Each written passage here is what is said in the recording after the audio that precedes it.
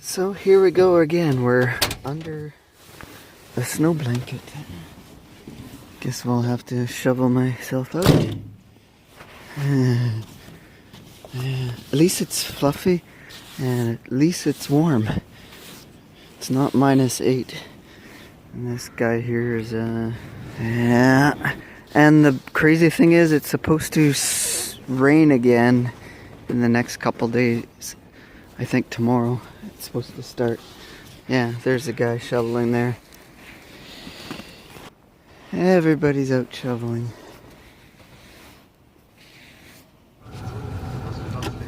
So yeah, I just had a very brief, short little let me turn down the radio here.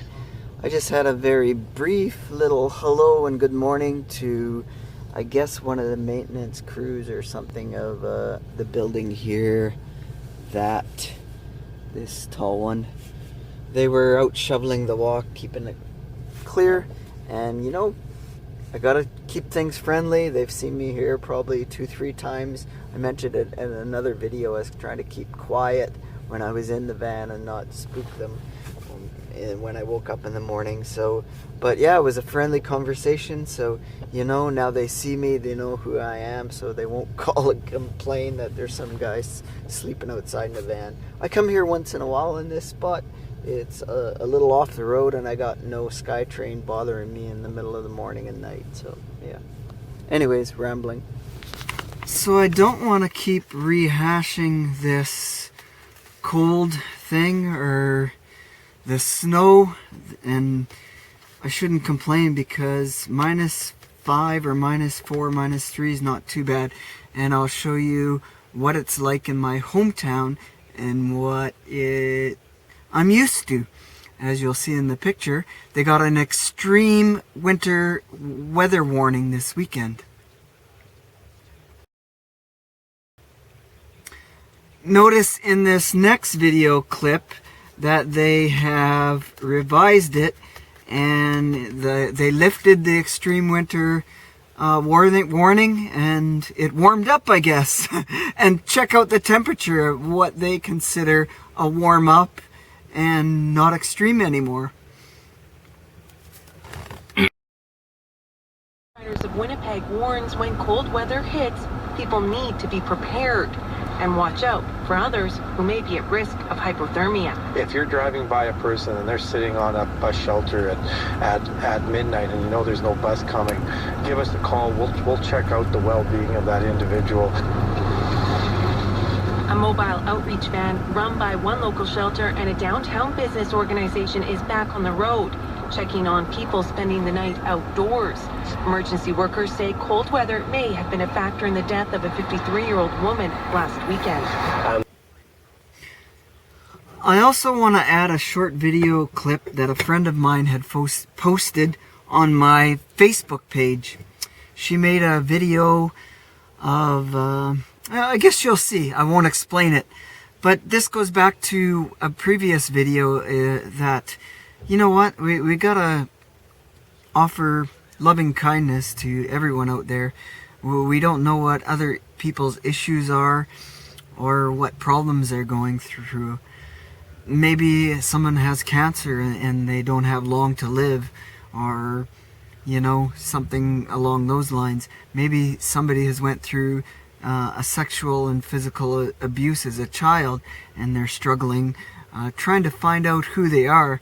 And so we shouldn't be judging people right off the bat and putting people down, and YouTube can be pretty good at that. We seem to accumulate a lot of trolls for us people that put on videos and negative comments, but I don't believe in that. I always believe in you know, always looking positive and trying to look for the best in others. So you have to check out this video here.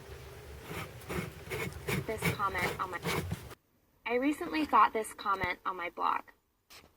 You look like you are 70 with your gray hairs. You really should consider dyeing them for TV so you don't look like such an old hag. Just a suggestion. I am 31 years old and I've got a fair amount of gray hair, as you can see. Now normally I just share recipes, But today, I wanted to take a minute to talk about this comment and address it publicly because this is something I feel strongly about. My husband actually feels very strongly that I shouldn't dye my hair.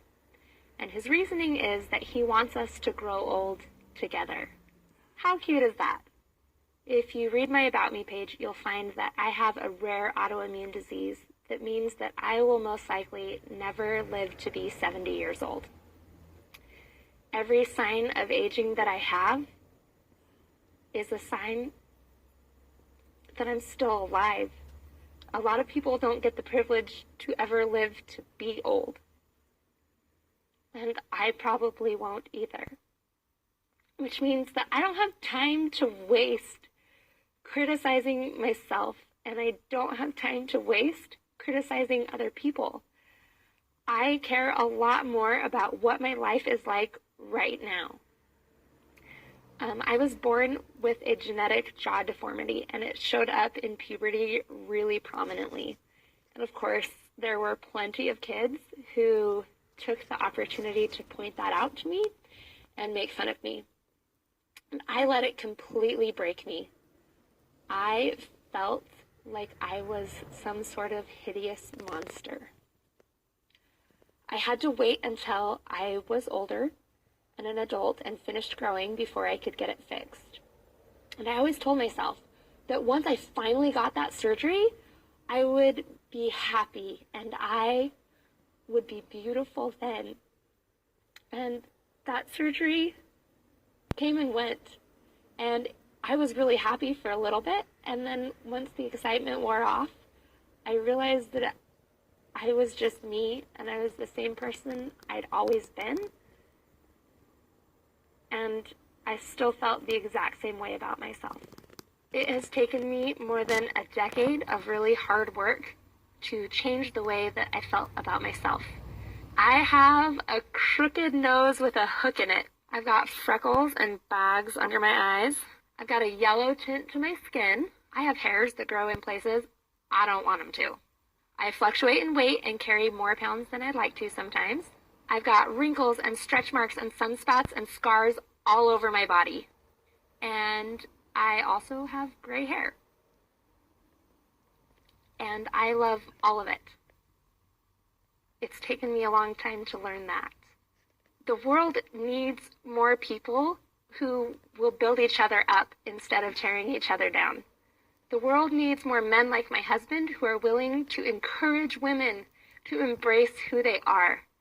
The world needs more women who are willing to rock their bodies exactly the way that God made them. Be that person.